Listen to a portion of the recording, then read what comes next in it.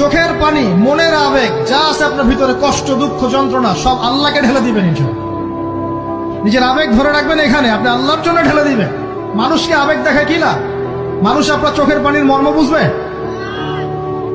মানুষ কি মানুষের চোখের পানির মর্ম বুঝে?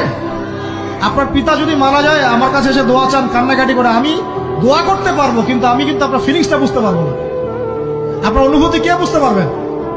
আল্লাহ পাক আপনার ঘাড়ের রগের চেয়েও কাছে আছেন। সুবহানাল্লাহ। মানুষের দুর্ব্যবহারে কষ্ট পাবেন না। যখন কাছের মানুষরা আপনাকে কষ্ট দিবে, এবং কাছের মানুষ কষ্ট আপনাকে দিবেই, কাছের মানুষরা আপনাকে বেশি কষ্ট দিবে জীবনে, তখন আপনি কষ্ট পাবেন না যদি আল্লাহর জন্য ওদেরকে ভালোবাসেন, যে আমি তো আল্লাহর জন্য এই কাজগুলো করছি, তারা শুকরিয়া আদায় করলেই বা কি আর না করলেই বা কি, তখন আপনি কষ্ট পাবেন না। দুইজন ব্যক্তি যারা আল্লাহর জন্য পরস্পরকে মহব্বত করে, এই দুইজন মানুষকে আল্লাহ পাক আরশের ছায়া